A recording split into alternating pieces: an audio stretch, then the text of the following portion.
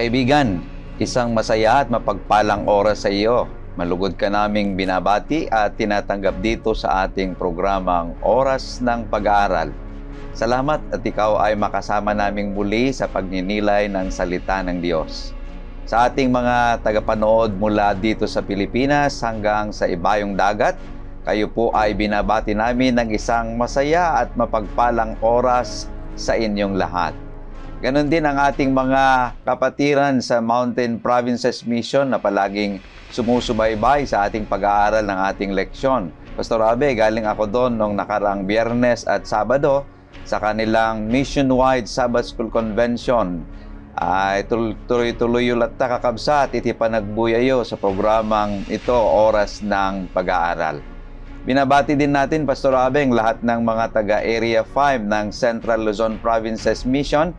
Kalinding tayo dyan, Pastor Abe, nung nakaraang linggo sa magandang church natin sa Tigpalas, San Miguel, Bulacan, sa naganap na Facilitators Equipping Program, Advanced Level ng Area 5. Bulacan area yan, Pastor Abe. Napakaganda yung kanilang church. So, tuloy-tuloy lang mga kapatid sa atin pong pakikibahagi ng atin pong programang Oras ng Pag-aaral. Naway buksan ng Diyos ang pinto ng langit at Kanyang ibuhos ang pagpapala sa ating lahat. At inihimok po namin ang bawat isa na patuloy po kayong sumulat sa inyong comment section upang amin pong makita at mabasa ang inyong mga kahilingan o kung ano po ang inyong concern upang atin pong matugunan. Muli, isang mainit na pagbati sa inyong lahat. Naway pagpalain tayo ng Panginoon habang tayo nag-aaral ng Kaniyang salita. Ako po ang inyong host, Pastor Jules Bermudez. At mapalad tayo ngayon dahil patuloy na makasama natin ang ating Publishing Director ng Northern Philippine Union Mission sa katauhan ni Pastor Abraham Del Rosario. Pastor Abe, kumusta ka sa araw na ito? Mapagpalang araw, Pastor Jules, at happy day mga kaibigan sa ating pag-aaral. Binabati pala natin, Pastor Jules, ang mga kapatiran natin dyan sa Villamor. Amen. Ang Labaco family na sumusuporta sa atin. At ang kapatid nating si Sister Luisa Abeles na talagang masugid na sumusubaybay. At ninanais niyang tayo ay suportahan sa gawain ng ating Praise Panginoon. At mga kapatid, ay nalalapit na ang June 21, ang second wave ng distribution ng The Great Controversy. Ito na lamang po yung pagkakataon natin para tayo ay makapag-witness. At basahin po ninyo ito mga kaibigan ko, malalaman ninyo ang kasaysayan ng paglalang hanggang sa muling paglalang. At sa gitna niyaan ay nandiyan yung tinatawag na Great Controversy. Amen. And I know for sure that Jesus will gonna win. Then mga kapatid ko, para ang mga anak natin ngayon na nalulong sa paglalaro ng mga games via online at cellphone, para sila'y mailapit natin sa Panginoon, hindi problemang magbibigay kayo ng cellphone sa inyong mga anak, pero bigyan din niyo sila ng mga aklat na huhubog ng kanilang kaurnungan at kaalaman na sila'y madadala ninyo doon sa langit na bayan. Nakakasiguro kayo ng inyong anak ay talagang makadiyos, makatao at makabayan kapag kayo ay bumili ng isang set ng Bible story. By the way, Pastor Jules, kung ang mga kaibigan nating kapatid ay makapagbenta kayo ng 20 sets Bible story with full remittance, ay makakapunta kayo sa mayroon tayong gift incentives sa mga makapagbenta ng 20 set Bible story. At ang gift incentive na yan ay dadalaw tayo sa mga historical area katulad po ng Avondale doon sa Australia, at gayon din po yung lugar kung saan ay inilibing si Robert Caldwell. Then, Pastor Jules, para ang mga dalagat binata natin mapangalagaan ang kanilang pagpapamilya balang araw, ay regaluhan nyo ng messages to young people. Ito, tuturuan ng inyong mga anak kung paano pangalagaan ang kanilang pagiging kabataan upang sila ay maging makadiyos din na kagaya ng mga iba. So, para totally maproteksyonan natin ang apat na aspeto ng buhay natin, ay mag-subscribe kayo ng Health and Home Bookbound. Ito ang flagship ng Philippine Publishing House. Nandito na rin yung child training, home nursing, and advanced information about science and health. Okay. Napakagandang mga aklat at sana atin pong tingnan mga kapatid ang mga aklat na ito na pinopromote ni Pastor Abe sa ating lahat upang magbigay sa atin ng tamang kaalaman. Tayo po ngayon ay nasa ikalawang trimestre pa rin sa ating pag-aaral na may pamagat mga alusyon, larawan at simbolo paano mag-aral ng propesiya. Tunay na kamangha-mangha ang patuloy nating paglalakbay sa mas malalim na pagkaunawa sa mga banal na kasulatan. Sa ating pagpapatuloy, tayo po ay manalangin at humingi ng pagkaunawa sa ating Panginoong Diyos. Mahal naming Diyos, kami po ay nagpapasalamat muli sa pagkakataon na inyo pong binigay upang amin pong pag-aralan ang inyong pong ginintuang salita.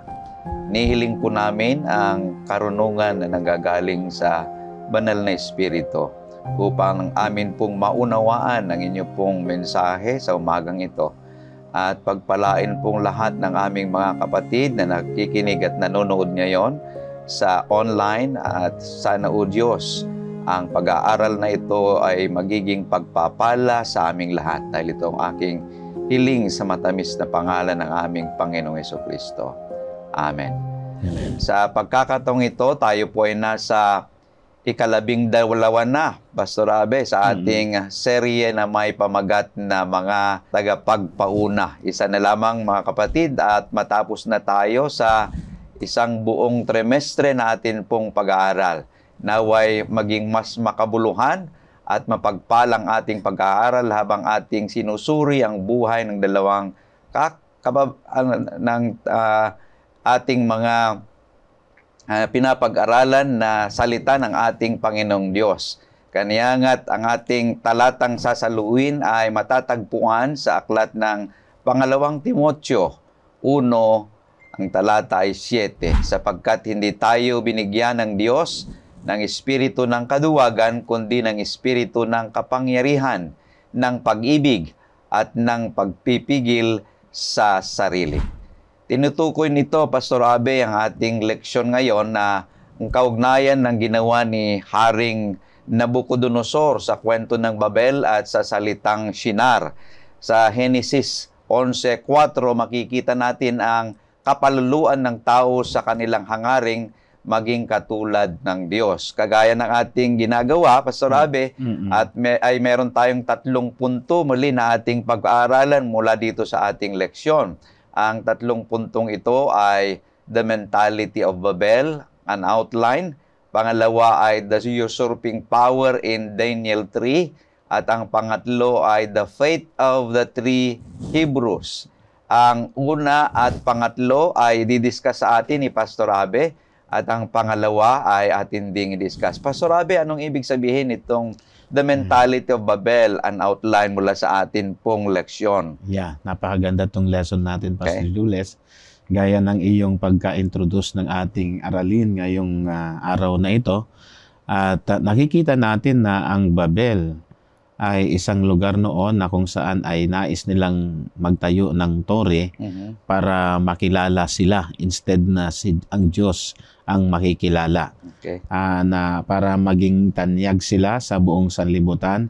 At yun ay direct defiance sa kalooban ng Panginoon sapagkat ang utos sa kanila noon ay after ng Noah's flood ay go and multiply and replenish the earth.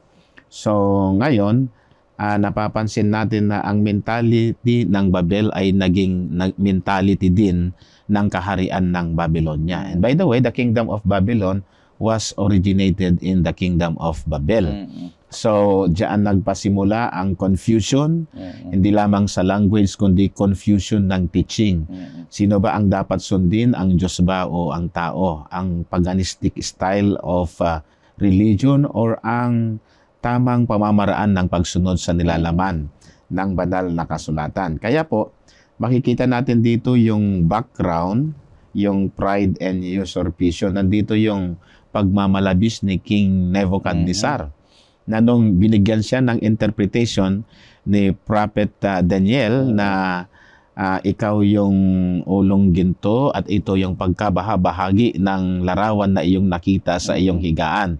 Kaya mapapansin din natin dyan, mamaya matatalakay mo yun, Pastor, na imbes na sundin niya yung propesiyang ibinigay sa kanyang higaan, ay noong nagtayo siya ng lantay na ginto na larawan, wala na yung apat na pagkakabahagi ng metal, kundi buong lantay na ginto.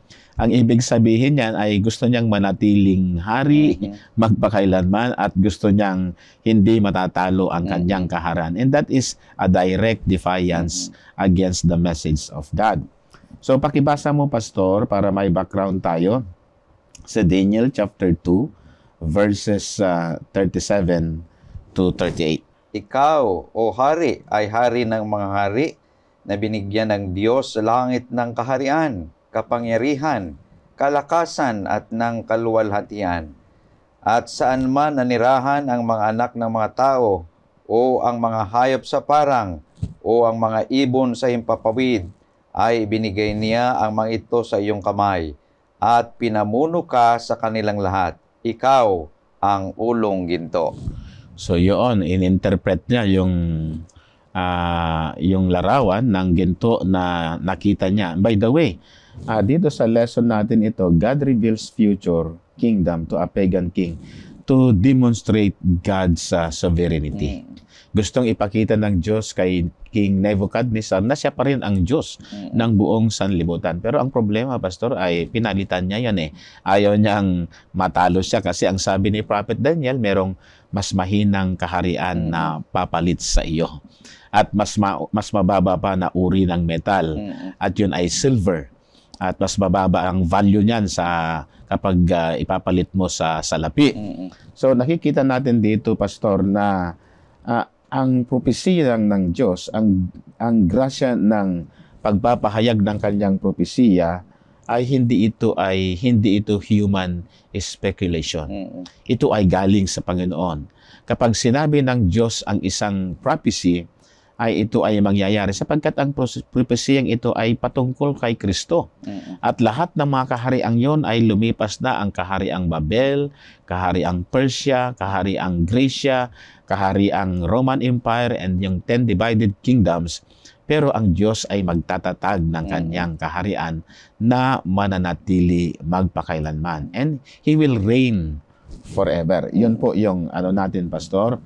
Then, titignan din natin, Pastor Ray, kung papaano nag-strive sila ng kapangyarihan doon sa verses 41 to 44 ng Daniel chapter 2. Kung paanong iyong nakita na ang mga paa at mga daliri ay may bahaging luwad ng magpapalayok at may bahaging bakal, ito ay magiging kahariang hati, ngunit ang pagiging matigas ng bakal ay tataglayin nito, yamang iyong nakita ng bakal ay nakahalo sa luwad. Kung paanong ang mga daliri ng paa ay bakal, ang isang bahagi at ang isang bahagi ay luwad. Ang kaharian ay may bahaging matibay at may bahaging marupok. Kung paanong iyong nakita na ang bakal ay nahahaluan ng luwad, pagsasamahin nila ang kanilang mga sarili sa binhi ng mga tao, ngunit hindi sila magkakahalo. Kung paanong ang bakal ay hindi humahalo sa luwad. At sa mga araw ng mga haring iyon, ang Diyos sa langit ay magtatatag ng isang kaharian na hindi magiba kailanman, o ang kapangyarihan man nito'y iiwan sa ibang bayan. Dudurugin nito at wawakasan ang lahat ng mga kahariang iyon, at ito'y mananatili magpakailanman. So dito, nandyan yung potter and clay, yung putik at bakal. Makikita natin dito na ito ay ipinapakita yung human weakness when it comes to managing their kingdom. Kasi hanggang ngayon, ang Western Europe ay nagkakagulo pa rin. Tingnan mo ang nangyayari sa Russia at Ukraine. At ngayon ay meron pang imminent na mangyayari na magkakagulo ang NATO at Russia. Pag nagkakagulo ang NATO at Russia ay siyempre makikisangkot din ang North Korea, makikisangkot din ang China. Siyempre, talagang labo-labo na yan, magkakaroon ng kaguluhan at tinatawag na baka mangyari ang World War III. Pero ang gusto ko dito, Pastor Jules, pakibasa mo nga doon sa Daniel chapter 2, verse 45, kung papaano inilarawan ng Diyos na siya ay magtatatag ng kaharian na hindi na masisira magpakailanman. Daniel chapter 2, verse 45. Yeah. Kung paanong iyong nakita ng iyong bato ay natibag mula sa bundok, hindi sa pamagitan ng kamay at dinurog ang mga bakal, ang tanso, ang luwad, ang pilak at ang ginto. Ipinaalam ng dakilang Diyos sa hari kung ano ang mangyayari sa hinaharap. Ang panaginip ay totoo at ang kahulugang nito'y mapagkakatiwalaan. Yan yung batong yan ay yan yung divine intervention ng Panginoon na kanyang wawasakin na ang mga kahariang ito. Sapagkat hindi sila nagbibigay ng tunay na kapayapaan, tunay na pagkalinga, kundi oppression, persecution. Kasi itong pinag-uusapan natin, Pastor Jules, dito sa ating lesson ay inihahalin tulad natin sa Revelation chapter 19, Revelation 16. By and by, babasahin natin na kung anong persecution na nangyayari noon ay mangyayari pa rin ngayon sa ating kapanahunan at sa mga panahong darating. Kaya itong batong ito ay simbolo ng divine intervention at ito yung messianic hope ng lahat ng mga tao. Yung pagbabalik ng ating Panginoon na bibigyan na niya ng kawakasan ng lahat ng mga nangyayaring sigalot, kaguluhan, pagkagutom, dilubyo at kalamidad sa buong sanlibutan.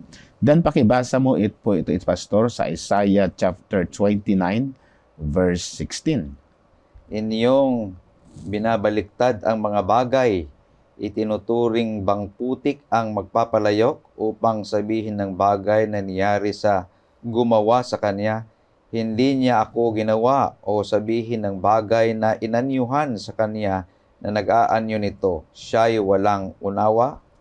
Ayan. So, indeed, ganun ang leadership ng Diyos. Kasi yung human weakness kasi ng potter and clay ay nagpapakita na ang mga tao ay walang sapat na kakayanan para i-govern ang sanlibutan. Diyos lamang, mga kaibigan ko, ang merong sapat na kakayanan. At ang hinihintay na natin na yon ay walang iba kundi ang pagbabalik ng Misaya, ang ating Panginoong Hesus. Hindi siya naghari dito sa sanlibutan, nung siya'y naparito, kundi paghaharian niya ang buong sansinukob. Kasi hindi ito yung kanyang kaharian Ang kaharian niya ay ang buong universe. Yun ang kaharian ng Panginoon. So, tingnan pa natin sa Jeremiah, comparative study natin, Pastor Jules, Jeremiah chapter 18, verse 2. Tumindig ka, bumaba ka sa bahay ng magpapalayok at dooy iparinig ko sa iyo ang aking mga salita.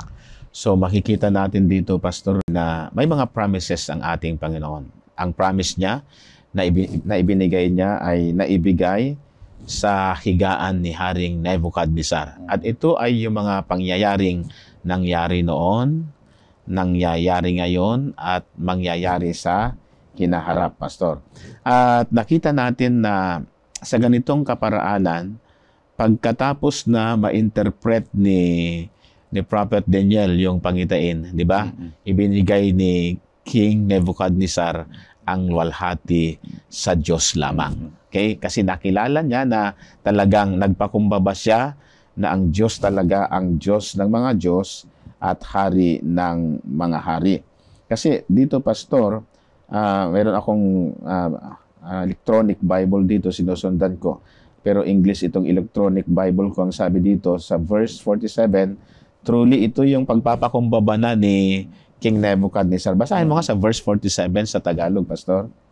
Sumagot ang hari kay Daniel at nagsabi, tunay na ang iyong Diyos ay Diyos ng mga Diyos at Panginoon ng mga hari at tagapagpahayag ng mga hiwaga, yamang naipahayag mo ang hiwagang ito. Oo, yung lihim. Okay, yung lihim ng Panginoon. So, dito ay ang revelation at ang karunungan ay galing sa Panginoon, Pastor. sa Panginoon lamang. Hindi ito galing sa makataong kapangyarihan at paganong mahiko o kay mahika. Hindi nang gagaling doon. Kundi ang luwalhati at pagpuri ay ibibigay natin sa Panginoon sapagkat gusto ng Diyos na ang mga propesiyang ito ay may papakita sa Diyos na ang Diyos ang nangunguna sa buong sanlibutan.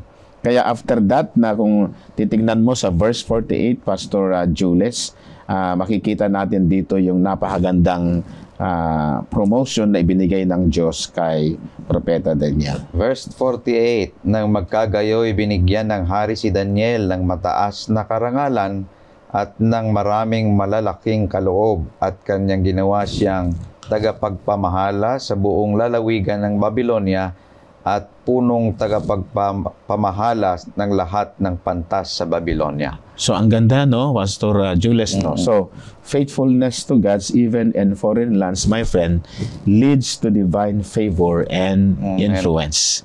So kailangan natin magtapat saan man tayo ma-assign. Pero kung minsan may mga kamag-anak akong napunta ng Amerika, no? Pag napunta na ng Amerika ay nagbago na ang taste ng buhay. At pag nagbago ang taste ng buhay, pati pangalan ay nababago. Nabago na. Yung dating Berting ay naging Bert. O Roberto ay naging Robert. Dati yung pangalang maraming pangalan na pinapalitan pagdating doon sa ibang bansa. Pati ugali, pati taste ng pagkain na bago. Pero itong si Daniel, kung maalala ninyo mga minamahal mga kapatid, gustong ipabura nga yan ni King Nebuchadnezzar. Kung nababasa natin, ang unang gustong ipalimot sa kanila ay yung kanilang kaalaman sa pag-aaral. Kaya pinalitan pa nga maging pangalan nila, maging pagkain nila, at maging yung Diyos nila ay gustong palitan ni King Nebuchadnezzar, but they still remain faithful and steadfast. Amen. Pastor Jules. Amen. Napakaganda yung sinabi ni Pastor Abe na aral tungkol sa unang ating punto na pinapag-aralan, the mentality of Babel and outline. Mula doon sa iyong sinasabi, Pastor Abe, meron tatlong practical na leksyon na gusto kong banggitin ngayong umaga sa ating mga tagapakinig, na kung saan ay pwede natin maging halimbawa sa ating lahat habang tayo'y namumuhay sa mundong ito. Una, reject pride and acknowledge God's sovereignty. Binanggit mo na kanina yung pride kay Nebuchadnezzar, na ang pride ay leads to downfall. Kasi yung salitang pride, yung nasa gitna niya na letter ay I cause the downfall of Satan. And if you think first of yourself and not of others, you're beginning to fall like the fall of Satan. So, ang true greatness is not self-made, kundi kailangan na tingnan natin ang Panginoong Diyos na siyang nagbigay ng kapangyarihan, sinabi mo na kanina. So, pangalawa, avoid building a legacy on human power. Kasi walang saysay yung human system, trusting in human system. Kagaya nung ginawa nila sa Babel, di ba? Sinasabi natin na yung Babel at Babylonia ay nagkaparehas yan. Yung ginawa nila na Babel, na kung saan sinasabi nila ito yung magpapakita sa atin ng katanyagan. Ganon din si King Nebuchadnezzar, yung kanyang ginawa na larawan. So, kung ito yung ating ginagawa na human system, itong mga bagay na ito ay walang saysay. So, don't base our identity sa mga bagay na kung saan kagaya ng wealth, kagaya ng status, or political system. Itong mga bagay na ito ay walang saysay sa mundong ito, kundi kailangan na tayo ay mag-submit in God's shaping hand like the potter na sinabi mo kanina, yung magpapalayok. Na kung ating makikita, Pastor Abe, ay napoporma mula doon sa daliri nung nagpapalayok. Ganon din sana tayo. At yung leksyon na practical na panghuli na gusto kong ipakita ay yung live with an eternal perspective, na kailangan na mag-invest tayo ng mamuhunan tayo sa may eternal value. Hindi yung mga nandito sa lupa, kundi yung mga may eternal value. Say for example, yung time natin, yung energy natin, at yung values natin ay kailangan na i-invest natin sa Panginoong Diyos, sa kanyang misyon, at sa mga tao na atin pong pinaglilingkuran. Because God's eternal kingdom will outlast every empire in this earth. Yung builder ng Babel, gusto nila ng permanence at gusto nila ng pride. But God offers permanence through surrender. Amen. Kailangan na isusuko natin ang ating sarili. So, napakaganda itong lesson natin, Pastor Jules, na ang Diyos pala ay wala siyang inililihim. Yeah. Sa higaan ni King Nebuchadnezzar, inihayag niya kung ano ang mangyayari sa kanyang hinaharap ng panahon niya, at nangyari na lang lahat ng mga bagay na yon. At inihayag din ng Diyos, siya ang naghayag, na ang lahat ng mga kahariang ito ay dahan-dahang sila'y mawawasak hanggang maitatag niya ang kanyang kaharian at papalitan na niya ang mga kahariang ito. At alam natin na ang issue kasi dito, Pastor Jules, ay worship. Kasi alam natin nung panahon ni Nimrod, gusto niya na siya lang ang purihin. Ganon din sa panahon ni Lucifer, kaya bumagsak siya dito sa lupa. Kasi ang issue ay worship. Ayaw niya na sambahin ang lumalang sa kanya. Instead, yung lumalang ang gustong sumamba sa kanya. At nangyayari ngayon din.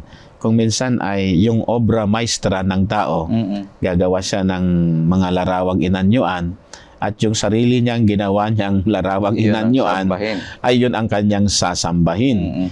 Instead na yung lumalang sa kanya ang kanyang sasambahin, pero yung tao gumawa ng kanyang sariling Diyos-Diyosan. So ito ay mga lessons na nagpapatunay at nagtuturo sa atin na luwalhati, papuri ay ibibigay lamang natin sa Panginoon. Amen. Pastor Jules. Praise the Lord. Okay, napakaganda po yung unang bahagi, yung unang punto na atin pong pinag-aralan, the mentality of Babel, an outline. Ngayon ay atin pong titignan ang pangalawang punto, the usurping power in Daniel 3. Ang Daniel 3, Pastor, ay sinasalaysay nito yung kwento doon sa nagniningas na pugon, na kung saan ay dahil sa ayaw na sumamba si Shadrach, Meshach at Abednego doon sa ginawang larawan, ay merong eschatological na at prophetic significance na sinasabi na dito, Pastor Abe, na kung saan ay ating makikita, dahil napaka ganda na ating tignan, dahil ito ay sinasalamin din ng yung mangyayari sa huling araw, na kung saan yung hayop na may kapangyarihan na nilalarawan sa Apokalipsis 13, na kung saan siya lamang ang sasambahin. Kaniya't merong tatlong bagay na makikita natin dito sa Daniel 3, yung pag-aagaw ng kapangyarihan, mga kapatid. Una, yung faithfulness in the face of false worship sa Daniel 3:16-18. Gusto kong basahin ito, sinasabi sa verses 16 to 18. Si Shadrach, si Meshach at si Abednego ay nagsisagot at nagsabi sa hari, "O Nabucodonosor, kami ay walang kailangan na magsisagot sa iyo sa bagay na ito. Narito ang aming Diyos na aming pinaglilingkuran ay makapagliligtas sa amin sa mabangis na hornong nagniningas, at ililigtas niya kami sa iyong kamay, o hari. Ngunit kung hindi, talastasin mo, hari, na hindi kami mangaglilingkod sa iyong mga Diyos, di magsisimba man sa larawang ginto na iyong tinayo." So, tinatalakay nito, Pastor Abe, na ang totoong pagsamba, it must be maintained under pressure, kahit na merong political pressure na nagsasabi, kailangan mong gawing ito. Pero taliwas naman sa prinsipyo na sinasabi ng banal na kasulatan, ay kailangan tumayo ka Tumayo ka doon sa sinasabi ng ating Panginoong Diyos. So, kailangan natin ng magiging tapat sa harap ng hindi totoong pagsamba. Ito'y mangyayari uli sa huling araw na kung saan ay mababasa natin sa aklat ng Apokalipsis na yung golden image, ito yung symbolic power na kung saan ay umaagaw sa kapangyarihan at role ng ating Panginoong Diyos that demands worship na contrary naman sa ating sinasabi sa kautusan ng ating Panginoong Diyos. So, in modern context, kailangan na tayo bilang isang nananampalataya ay maging tapat sa Panginoon. Tayo'y tumayo kahit na ikaw ay mag-isa lamang na tatayo. Basta katotohanan yung tinatayuan mo. Dahil sinasabi na what God is looking today is man who stand for the right, though the heavens fall. Pangalawa ay worship is a test of loyalty. Sa Apokalipsis 13:8 sinasabi, at ang lahat ng nanganahan sa lupa ay magsisamba sa Kanya ng kani-kaniyang pangalan na hindi nasusulat sa aklat ng buhay ng Kordero na pinatay buhat ng itatag ang sanlibutan. Yung loyalty, Pastor Abe, ay mayroon 3 bagay na sinasabi dito. Una is the issue of obedience. Pangalawa is the issue of worship. At ang pangatlo ay issue of authority. Who is in authority of your life? Sino ba ang sinusunod mo? Sino ba ang sinasamba mo? So, itong bagay na ito yung sinasabi natin na worship is a test of loyalty. Yung ating pagsamba sa Panginoong Diyos. Because the final crisis will center on worship. Sa huling araw, sino ang sinasamba mo? Yun bang nilalang o yung lumalang sa iyo? So, all believers must prepare to stand firm in their allegiance to God. Ito yung sinasabi dito na kailangan tayo ay manatili sa pagsamba natin sa ating Panginoong Diyos dahil ito'y direct challenge to the first and second commandment. Ano ba yung sinasabi doon sa first and second commandment? Na huwag gagawa ng larawang inanyuhan. At huwag yuyukuran sila. Yun yung sinasabi dito. So it teaches that end time events will also revolve around forced worship. Yung pagpipilit ng pagsamba kung sino yung sasambahin na ating mababasa sa aklat ng Apokalipsis 13. So this calls believers to develop unwavering loyalty to our God. So, kailangan tayong maging tapat at manatili sa ating Panginoong Diyos, recognizing that obedience to God's commandment in all matter, o kahit na yung mga maliliit na bagay, Pastor Abe, na kailangan na maging tapat tayo. Kasi kung minsan, yun lang mga malalaking bagay ang tinitingnan natin. Meron pang mga maliliit na bagay na maging tapat tayo. Kung tapat tayo sa maliliit, magiging tapat na rin tayo sa mga malalaking bagay. At ang pangatlo ay God's presence sustains through trials. Dito sa Isaiah 43:2 and 3, binabanggit, pagka ikaw ay dumaraan sa tubig, ako'y sasaiyo, at sa mangilog ay hindi ka tatakpan niyaon. Pagka ikaw ay lumalakad sa apoy, hindi ka masusunog, o magniningas man ang alab sa iyo, sapagkat ako ang Panginoon mong Diyos, ang banal ng Israel, ang tagapagligtas sa iyo. So, ang Diyos ay hindi niya pinapangako yung i-deliver niya tayo sa kalagitnaan ng kahirapan na ating dinadanas.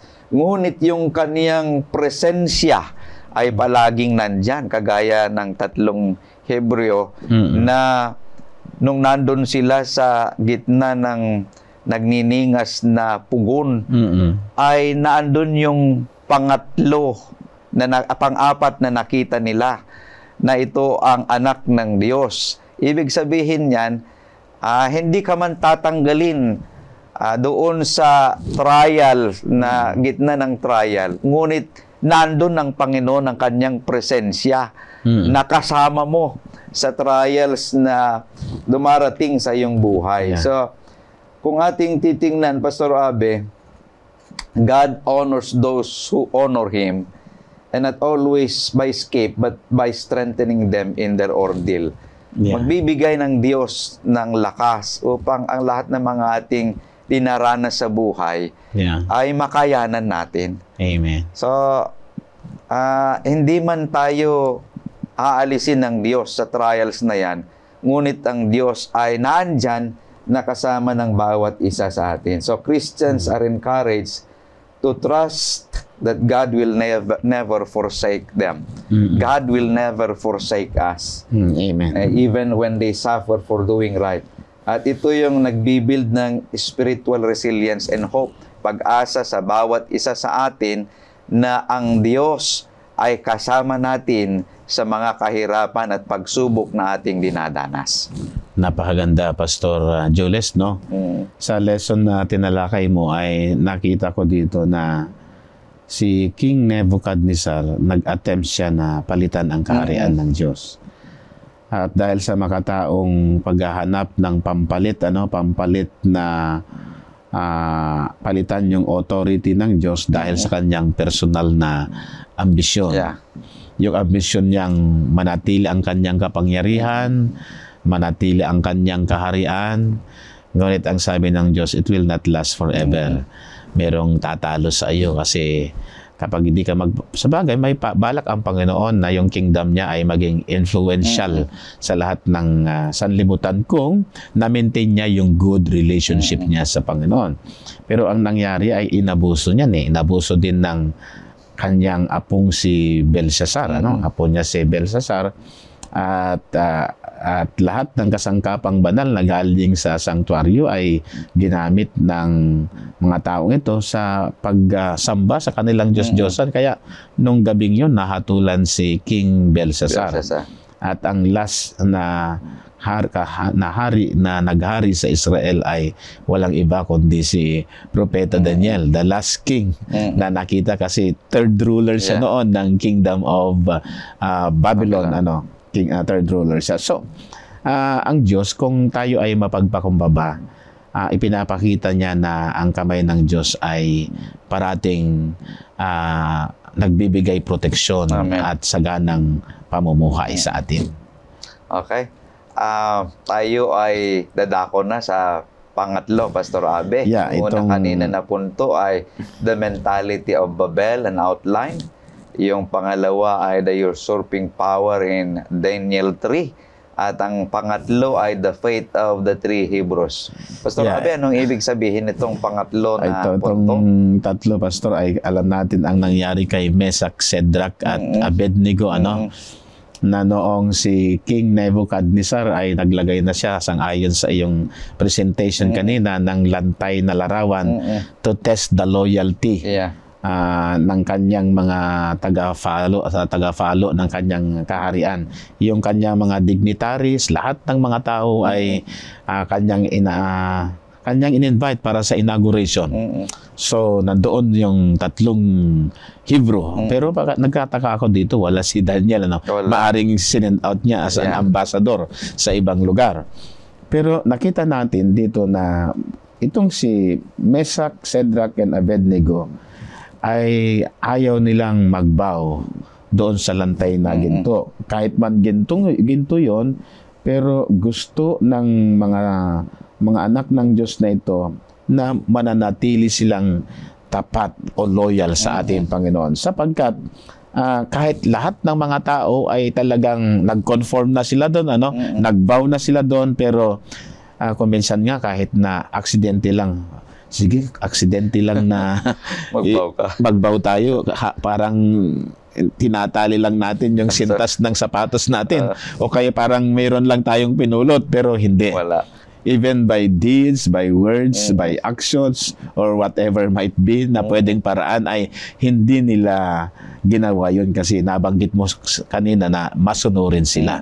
They obey the law of the Lord instead the law of men.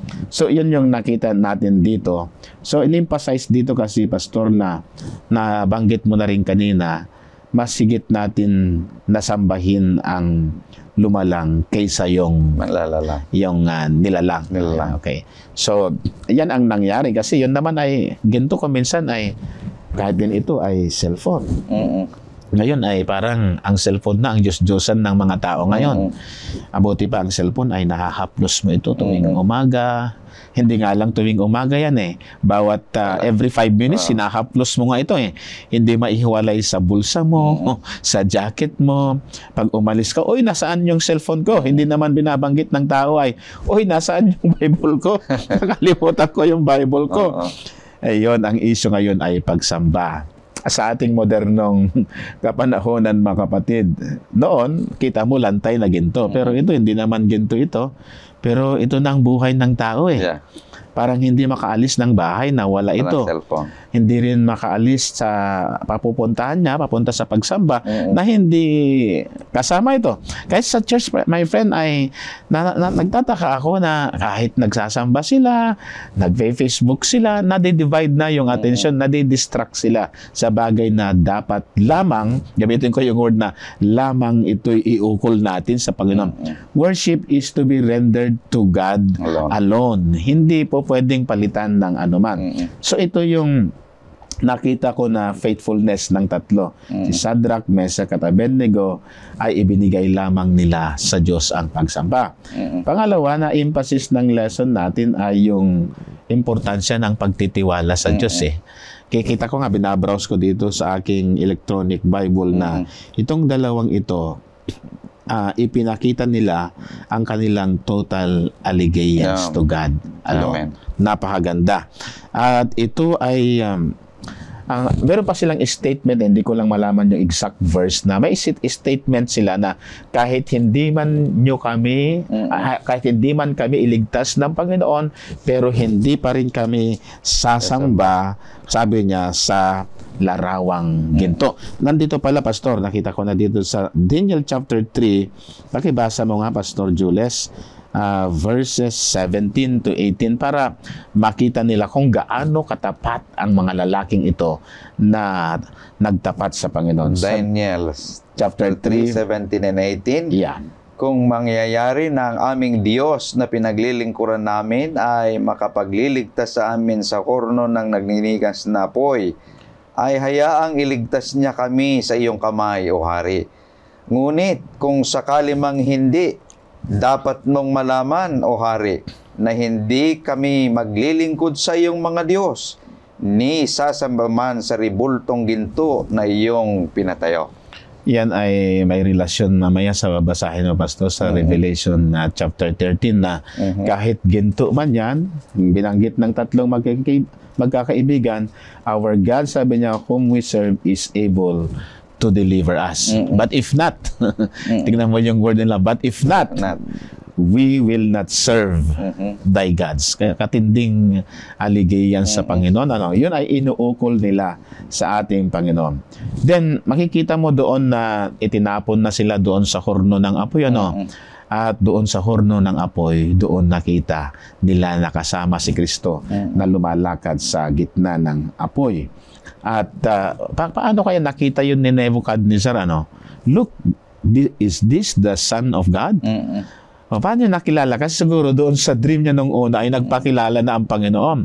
Imagine that, mga kaibigan, kapag tayo ay tapat sa Panginoon, ay maging sa ating mga matitinding challenges sa buhay, ay makikita pa rin nila si Kristo sa ating buhay. So, they were unharmed, walking freely in the midst of fire because Jesus was there. Nandoon ang ating Panginoon. So, ang lesson dito ay God's presence is with His faithful amidst trials, my friend.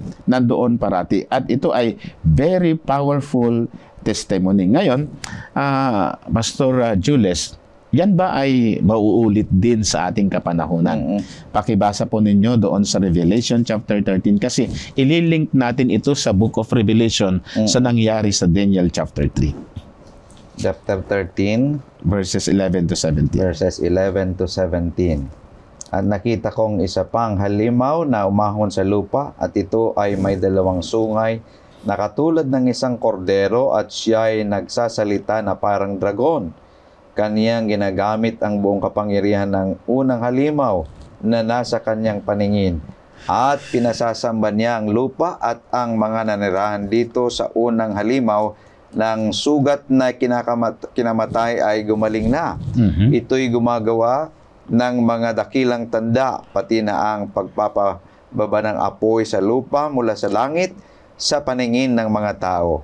At nadadaya nito ang mga nanirahan sa lupa dahil sa mga tanda na pinahintulutang gawin nito sa paningin ng halimaw na sinasabi sa mga nanirahan sa lupa na dapat silang gumawa ng isang larawan ng halimaw na sinugatan ng tabak ngunit nabuhay.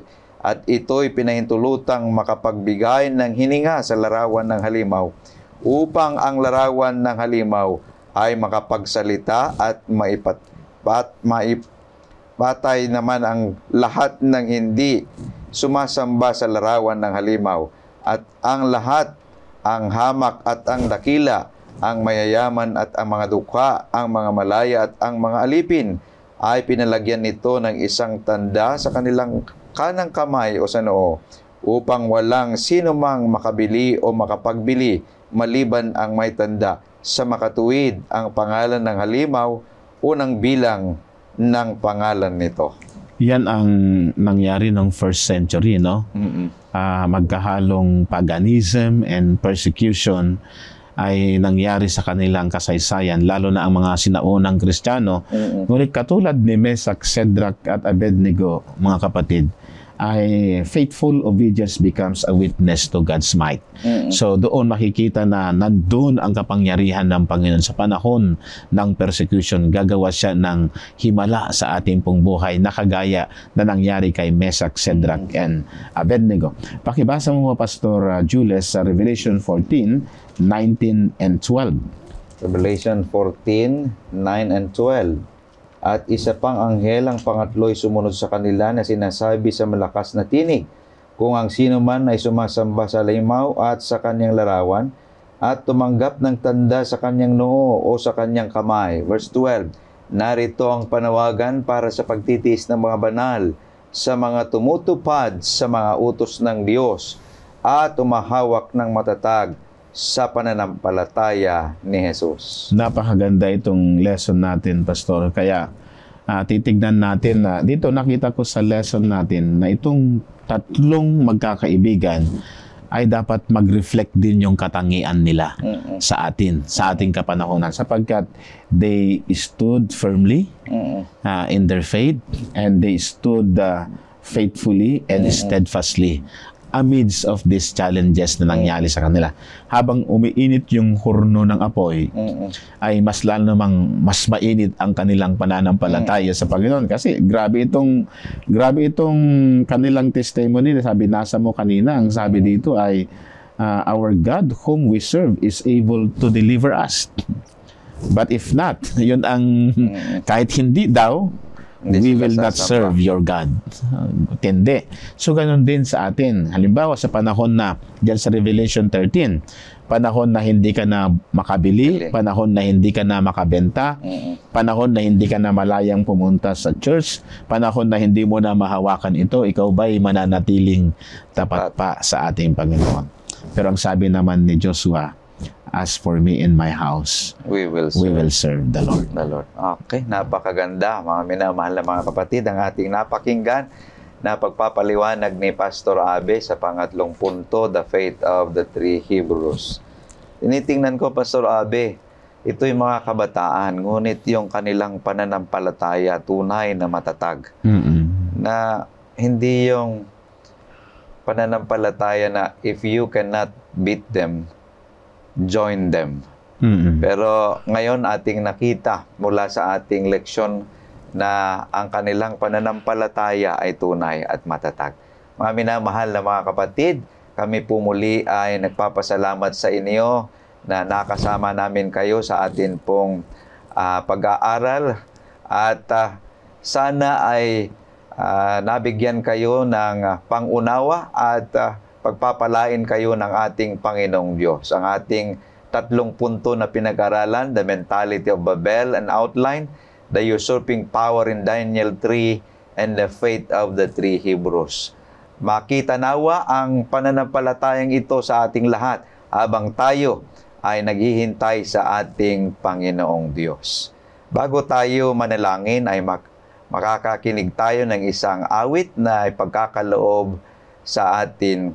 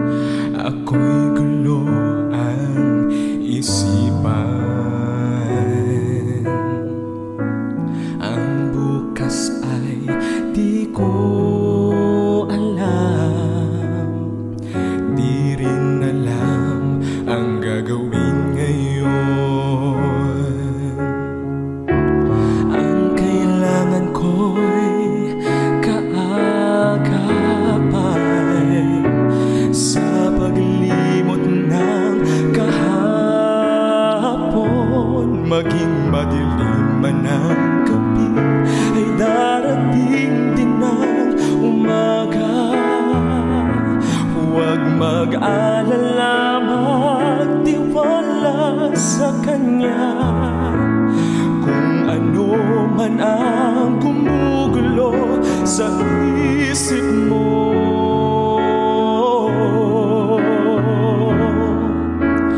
ang Diyos lang ang tanging sandigan mo.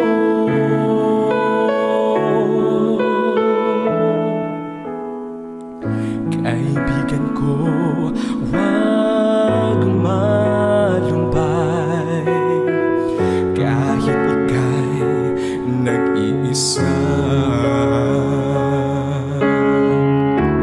Kung ano man ang iyong nakaraan,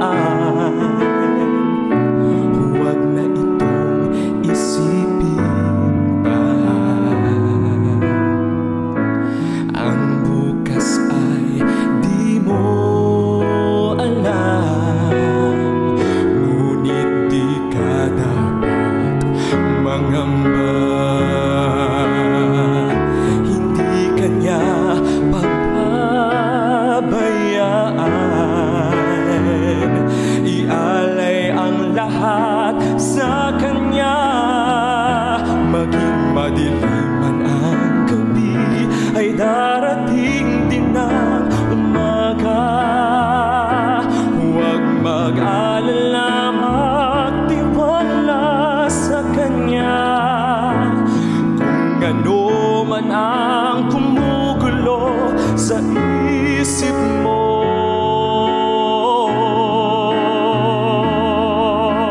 ang Diyos lang ang tanging sandigan mo. Maging madilim man ang gabi, ay darating din ang umaga. Huwag mag-alala, magtiwala sa Kanya.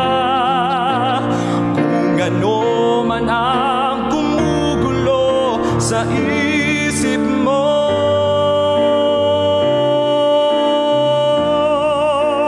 ang Diyos lang ang tanging, ang Diyos lang ang tanging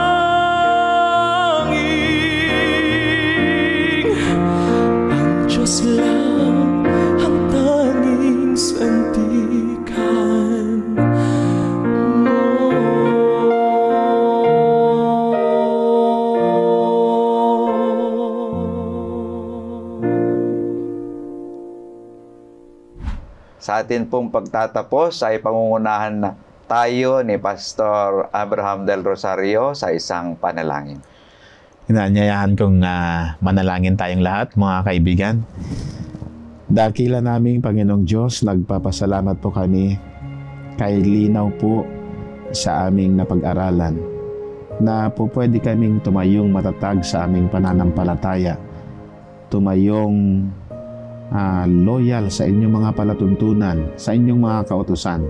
Kapag dumating ang ganitong uri ng karanasan na kagaya na nangyari sa panahon ni Mesak, Shadrach at Abednego, sa panahon ng first century ng mga Kristiyano, lalo na sa Dark Ages, tulungan mo kami na masapatan ang aming karunungan at kakayanan na manindigan alang-alang po sa pagsamba namin at pag-worship namin po sa inyo.